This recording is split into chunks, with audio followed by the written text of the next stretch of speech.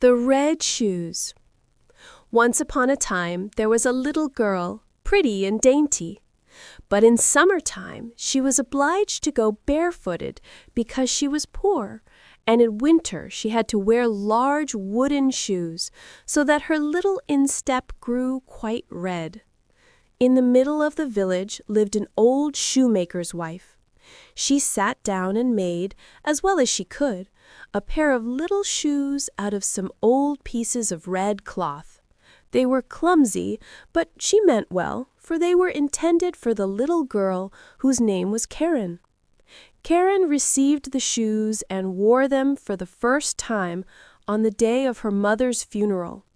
They were certainly not suitable for mourning, but she had no others, and so she put her bare feet into them and walked behind the humble coffin.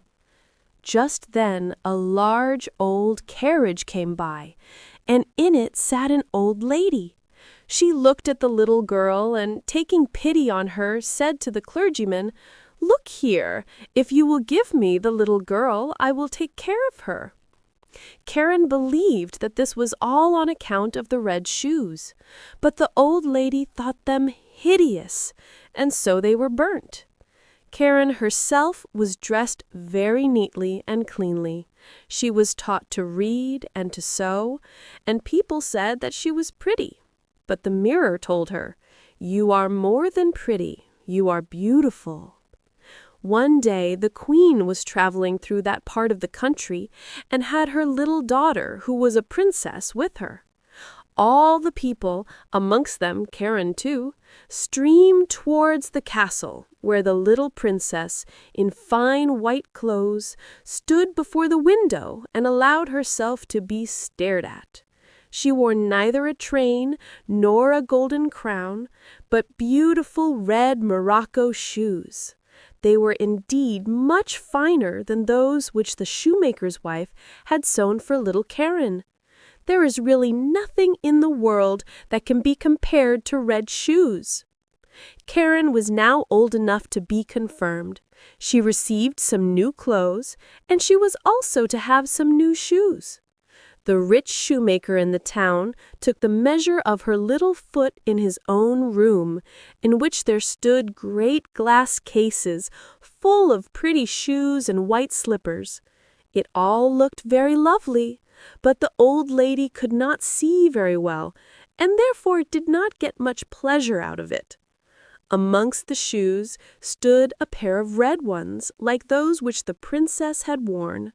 How beautiful they were!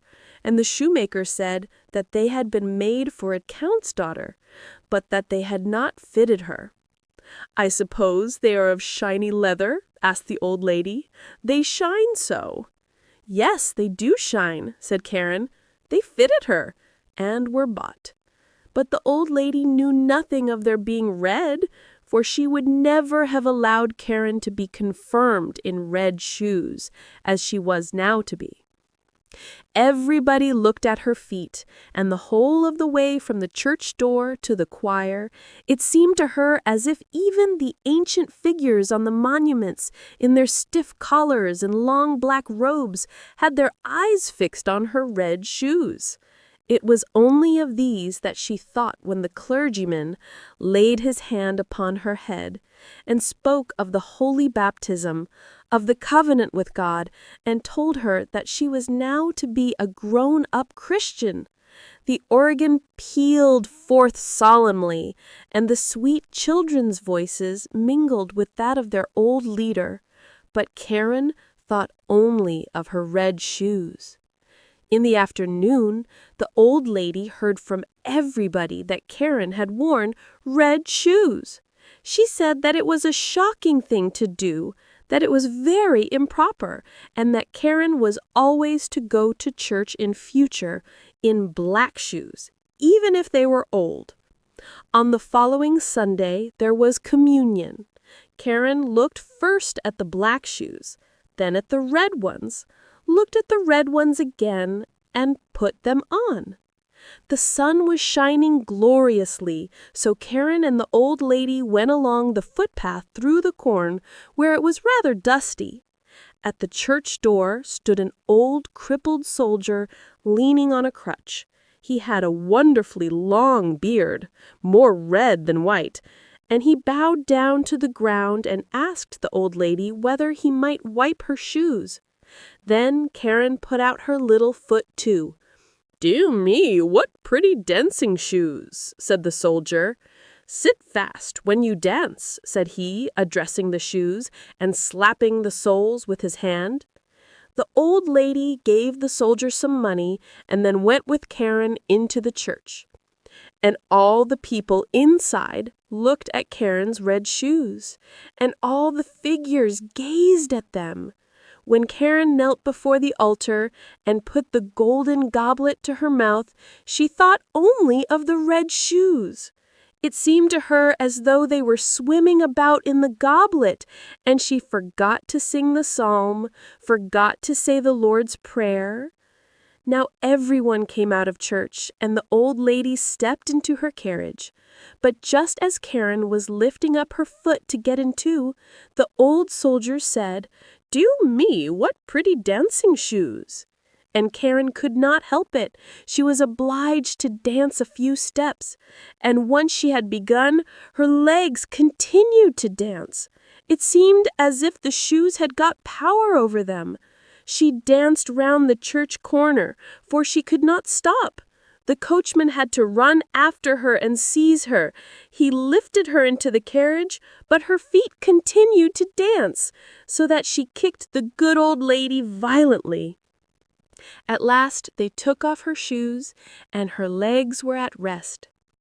At home the shoes were put into the cupboard, but Karen could not help looking at them. Now the old lady fell ill, and it was said that she would not rise from her bed again. She had to be nursed and waited upon, and this was no one's duty more than Karen's.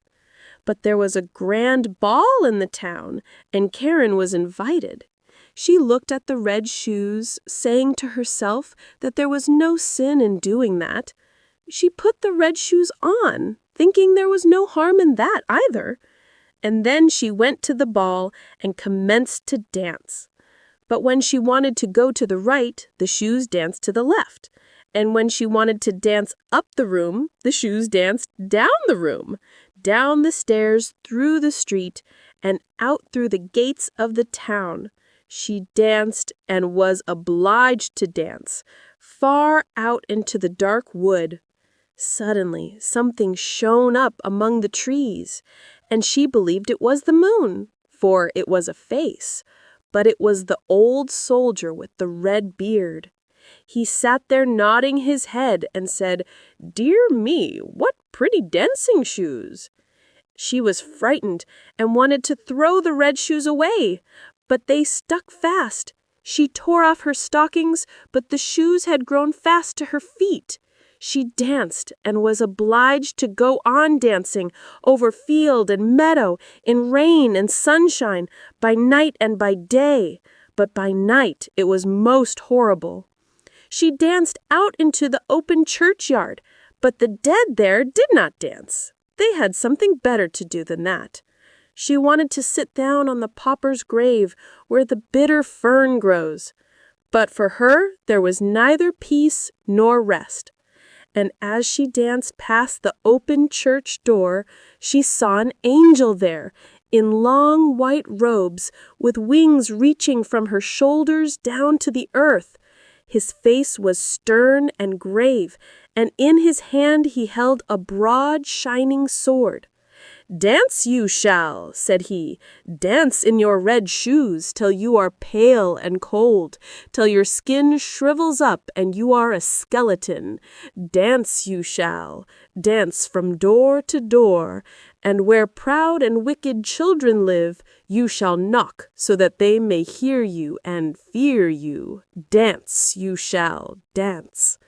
"Mercy!" cried Karen, but she did not hear what the angel answered, for the shoes carried her through the gate into the fields, along highways and byways, and unceasingly she had to dance. One morning she danced past a door that she knew very well. They were singing a psalm inside, and a coffin was being carried out, covered with flowers. Then she knew that she was forsaken by everyone and damned by the angel of God. She danced and was obliged to go on dancing through the dark night. The shoes bore her away over thorns and stumps till she was all torn and bleeding. She danced away over the heath to a lonely little house. Here, she knew, lived the executioner, and she tapped with her finger at the window and said, "Come out, come out, I cannot come in, for I must dance." And the executioner said, "I don't suppose you know who I am. I strike off the heads of the wicked, and I notice that my axe is tingling to do so." "Don't cut off my head," said Karen, "for then I could not repent of my sin, but cut off my feet with the red shoes." And then she